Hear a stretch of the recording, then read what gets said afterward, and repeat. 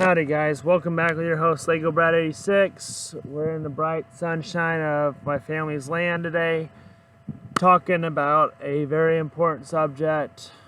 Oh great, my tea's in the car. Hang on, I'll be right back.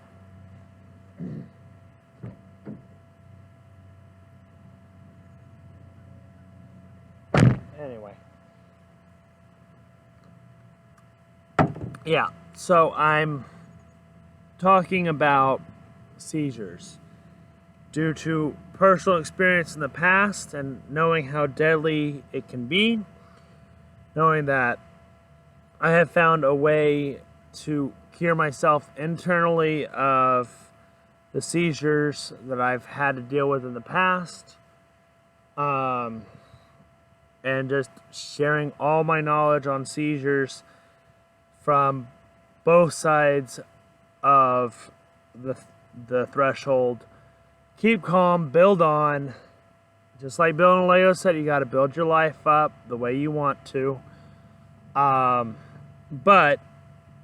the reason why I'm talking about seizures is I have extensive insight from personal experience. Also, from personal experience, I was able to conquer and control the energy that the seizures were draining or giving away, depending on which type of seizures you have. Going to go into a brief summation of the two different types of seizures.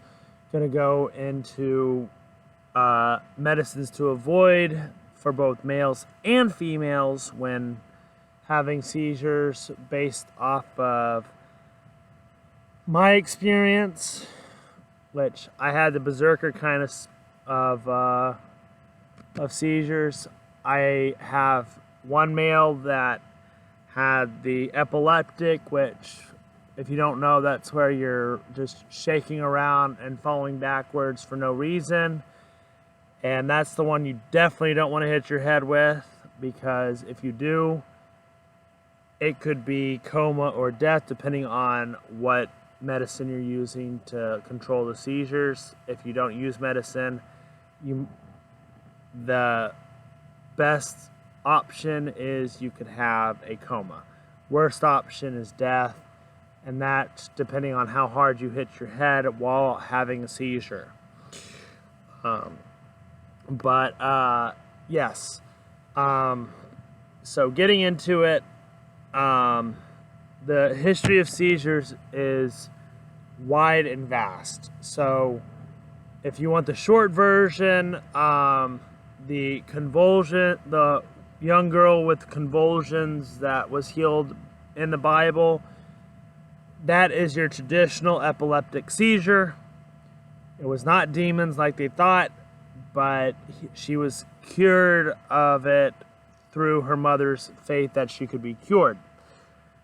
Like I said, they say it's affliction with demons because they did not understand medical science back then. I'm telling you, from my perspective of watching people go through seizures, it is not a demon. It is a cognitive electrical discharge in the brain. That is what a seizure is. In layman's terms, I'm not a doctor, I'm not a PhD in nurse or psychology. I just know this stuff from my own personal experience. To go back into my history with seizures, I had seizures from 8th grade in middle school until about between the ages of 18 and 20. I got my driver's license at age 28 because I conquered it at between the ages of 18 and 20. That does not mean that the brain is not damaged after that. Yes, it takes a little bit while longer for me to take a test if I was still in college. It would still take me a little bit longer to get my work done in the classroom in college.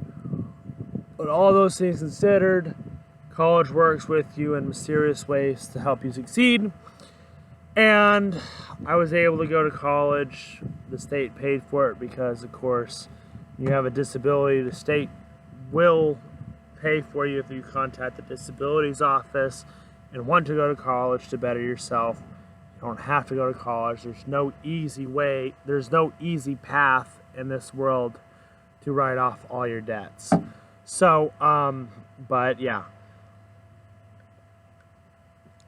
Sorry, just have to have something to drink. I've been speaking for about 20 minutes on my Yu-Gi-Oh card lot, and now I'm doing this. But getting back to focus here. Like I said, nothing scripted here, so this is just from my experience. Now, my seizures were berserker-style seizures.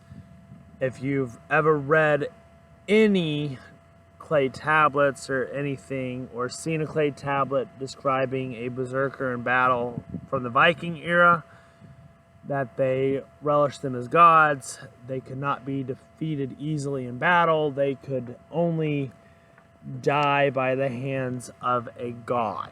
So when you see Thor, god of thunder, or other gods, they were basically berserk versions of Vikings that were turned into man-made versions of gods. If you look at the legends, they're pretty much similar, by all accounts, to the Odyssey from Odysseus's perception. But it is also important to note that berserker means that you destroy everything in your path, you become super angry, super violent, and you cannot control you cannot remember what you've done until afterwards. Luckily, I was able to teach myself through breathing exercises how to remember and then how to take back that power. So that is the second part of this video.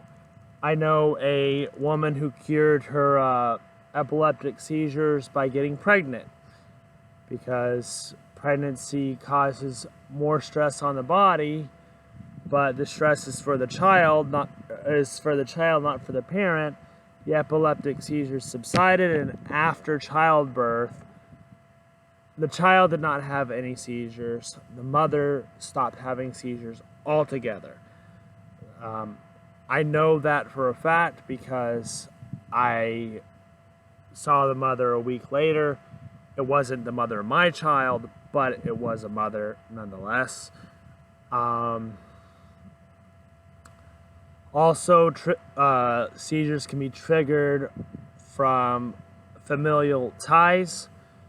I know people that have gained seizures as an adult because their brother got a seizure as a teenager, and they basically reprogrammed their mind to have seizures to compensate for their brothers or sisters' basically non-existent social life, and that way they had something that they could talk about on a weekly, monthly basis that their friends could not understand or figure out between family members. But that is something else entirely. That is a way to get seizures, but it's not the natural way. You're either born with it, you either have it through puberty. Mine started at puberty and then ended like 2 or 3 years after the male puberty cycle, because I decided to teach myself how to rein in the energy, basically gaining unlimited energy in my body. I only have to eat 1 meal a day in order to stay alive. I only have to drink half the water. I'm still alive the next day, so it's like a boost in your electrical system. But what I wanted to get to is you can have a seizure from anything, whether it be watching a TV program, whether it be, one of the Pokemon episodes did it marvelously. Holds the Guinness Book of World Records title for the most seizures in 1 consecutive days. Basically put all 3/4 of Japanese children into the hospital for their first manic seizure episode.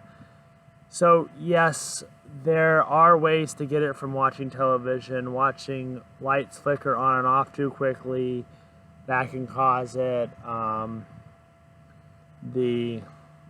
There are many ways to cause a seizure. I'm not going to go into all of them here. I'm going to go into the medicines you should avoid with when you know that you are susceptible to seizures. Stay away from antidepressants. Stay away from sexual stimulants such as Viagra or birth control pills. Those will do you no good. Stay away from ADHD medicine. Those won't do you any good, because antidepressants, while it calms down the brain still has to function properly, and when the brain is not functioning properly, that's when you get your first seizure. The ADHD increases the brain's hyperactivity. You don't want that as a seizure. The Viagra and other sexual-oriented medicines such as birth control and all that sort of stuff, they put chemicals in your brain that will affect the way your brain runs. You don't want any of those chemicals in there because they ain't good for you. Nothing chemically oriented is good for you. I'm not saying not natural, I'm saying anything made in a lab from artificial substance ain't good for you. Advil, the worst pain medicine you could take when you're susceptible to seizures. You're better off taking Tylenol or ibuprofen. Both of those are far more natural than Advil. Yes, I know Advil takes less medicine per day, per bottle, but I'd rather more medicine and less pain and suffering on another human being than I would prefer less medicine in a bottle. Also, Advil is bad to take when you're actually in the working class. If you get a surprise drug test, you won't pass it because Advil has something, even though it's over the counter, it has something that can be detected on drug tests and it will immediately get you fired. You don't want that. Nobody wants to get let go from their job because of an Advil addiction. Okay, so the main way that I was able to conquer it was through focusing on one aspect of my mind's eye. So I would close my eyes, I would take deep breaths, and I would focus on my breath. If for some reason during the day, I do this 30 minutes before I go to bed, 30 minutes after I wake up, I focus only on my breath, or say I can't just focus on my breath, but I need a Kickstarter, I focus on one thing in my bedroom. It could be a candle, it could be a Lego set you like, it could be whatever your fancy is. It could be a bikini counter, it could be anything that you want. It could be, in my case, it's a Joker card, because my nickname at work is the Joker, but in my opinion, it's best to have something to focus on when you can't reel in your mind to just focus on one thing. Yes, your mind is always thinking, I know that, but if you focus on your breathing and use the thought thinking, but you also ask your mind, your inner mind, because that's what controls your subconscious, And your subconscious controls 90% of your life.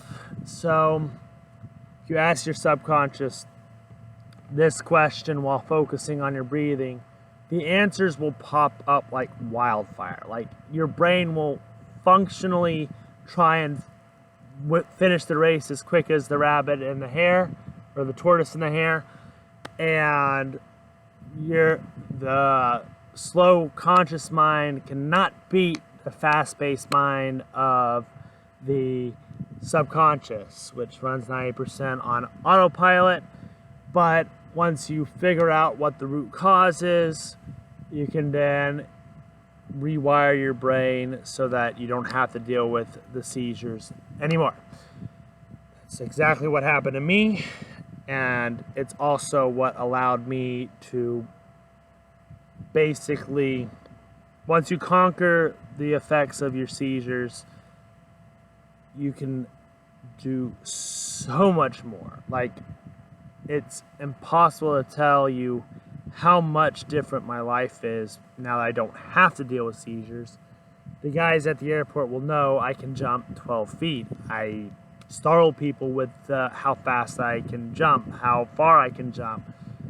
It's like having it's like having Roshi Turtle Hermit School training, but in your mind. You gain your superpower after you conquer the beast within.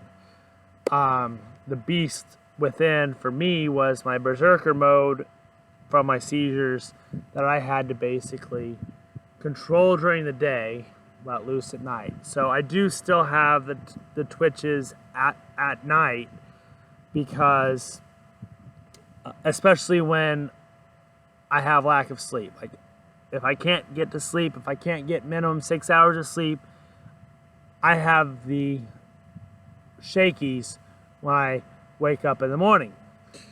But like I said, those are minor things for a bigger picture. The shakings, or as I like to call them, tics, is what you would call a nerve ending that's overexcited. It would shake or pulse your body into other things. But what they call a tic in the brain is a seizure. Seizure negatively affects the performance of whatever it is. A tic could be a nerve ending. It could just be your cells on your mouth. It could be your just one or two fingers that just does something different than what it should be when it's just sitting still and calm. But all these are things that can be controlled by the brain. How do you gain access to the brain? Well, you can either meditate, you could focus on what you want to fix with your own body, through fervent prayer. Just make sure it's in the present tense, because prayers can only be answered when you're in the moment. Not 20 years down the road, not when, not if, not how, not why. Prayers are answered in the moment you ask and you believe, and then you receive. But unless you ask and believe you are worthy of it, you can't receive it. That is why I said breathing exercises help me focus my inner energy to reduce the amount of seizures, to control the fact that I could remember what happened during the seizures, and then to ultimately overcome needing the seizures, because the most common ways is, like, I grew up, I was always a bad boy. I knew it. I was tortured by my first two principals. I was a bully in 3rd grade. I was in the bad kids class from 3rd grade all the way to 11th grade by no fault of my own. But it was a good teaching moment, and the fact that I was able to control myself in the classroom, even though I didn't necessarily have the best childhood growing up. And part of the reason why my seizures started was, from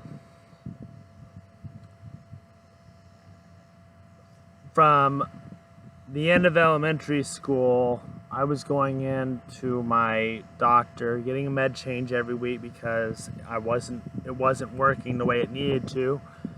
Finally, in 8th grade, my mom had just become a flight attendant. I was wrecking the house because I didn't know what was going on. My parents didn't tell me what was going on.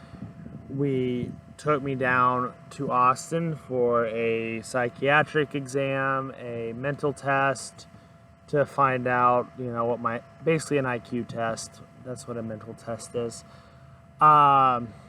And the IQ doctor said, your son is perfectly at ease. He's functioning perfectly. There's nothing I can do for him. But I would like you to go get a scanning done at this location just east of Austin. I don't even know if it's still there. It's called Meridell. And it has its own school district inside of the facility. So it was basically for elementary through adults. So there was a ward for boys right next to the ward for kids, and then there was the ward for teenage girls. The boys and girls had separate rooms in the kids section, but the boys and girls were separated by wings, and also the classes were divided. The classes were divided by male or female. It was segregated by gender, basically, at this place, at this facility. And it was there that I was on meds that helped until I was halfway through high school, when puberty finally really, really struck hard. And I spent, basically, if I were to round it, I spent 10 years going through one medication to the other, being in hospital psycho wards. And no, I'm not psychotic, but it was all just to get my mind and my body back in sync together. Once you get your body back in sync from having seizures, you gain superpowers. Like, I can jump, I can float 12 feet with only less than a couple of inches. I like calling it a floating effect because that's basically what it is. You're less than 3 inches off the ground, you're able to go warp 12 feet ahead or something. It really just depends on how far I want to jump. But it's like having Roshi turtle hermit training in your body after dealing with a seizure, and then having all that excess energy from doing martial arts growing up and all that was being thrown into the mix of working hard, and that hard working work ethic, it makes it difficult to consume everything.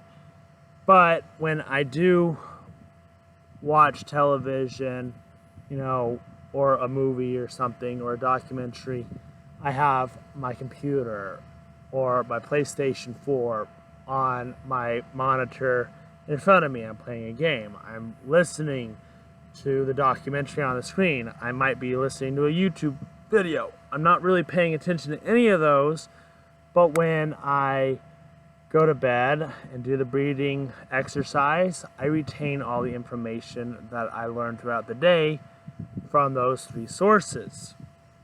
And if I could put it into more context, so what took me 4 months to figure out, like in my game of Assassin's Creed Odyssey, took me 4 days to complete when I had to restart the game when I got stuck.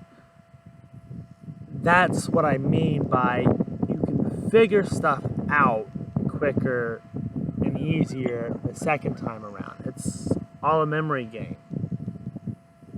And so that's what it's all about. You want your memory to improve. You want your body to improve. You don't want seizures. Just suspend your disbelief for a month. Do the breathing exercises every morning for 30 minutes. Every evening when you go to bed for 30 minutes. And see if the breathing exercises work for you. If they do, please come back to this video, like, comment, and subscribe. Every little like helps. And I will see you in another video, my friends. This is Lego Brad 86 signing out. Have a wonderful rest of your day. Keep calm and build on. And God bless each and every one of us with what we are owed in life. And for my female friend that I work with that is dealing with seizures and the death of her brother via seizure on the toilet, a slip and fall incident because of a seizure, my condolences. Give my condolences to your family up in Iowa, and I wish you the best of luck, safe journey, and I will see you next week at work. I'm sure I'll see you early on this week on Wednesday or Thursday. I know you got the funeral to go to on Friday, but I wish you the best of luck and the best of your life that you can have. This video is for you and for all those that are facing turbulent times with families and having to deal with seizures. This is all my knowledge that I have accumulated through private practice, and it's all laid bare bones out for you. It's like I said, I don't have a PhD. I'm not a doctor. I'm not a doctor of the mind. I'm not a doctor of the body. I just know what worked for me and what worked for 4 others, 2 of them being female, another one of them being male. And so I had a group of 4 that were working with me at the same time, and we are all clinically cleared of seizures, and that is a blessing in and of itself. Also, you can use the breathing focus technique along with journaling to fix whatever ailments may be affecting you. If you have a hearing infection or something that is drastic that you don't want to deal with, that you want healed, remember, in each one of your cells at the smallest atom is the memory of that cell. You can heal whatever you want in your body without having to take medication. It just takes focus and time. A lot of people don't want to put the time in, so they go to a doctor. They get chemically inducive medicine that doesn't help them in the long run. Instead, creates more problems than it helps, and that is one of the things that I had to learn firsthand. I had to learn firsthand that I didn't need the medicine to move on. Yes, yes, vitamins and supplements, yes, you definitely need that if you're going to eat 1 meal a day. I'm not saying otherwise. I'm just saying if you're going to eat 1 meal a day, you definitely need the vitamins and minerals that come from the bottle, because those are all natural. They are just sifted in. And I gotta go because the crappa truck to clean up the lab is done. So later, bye-bye. This is it.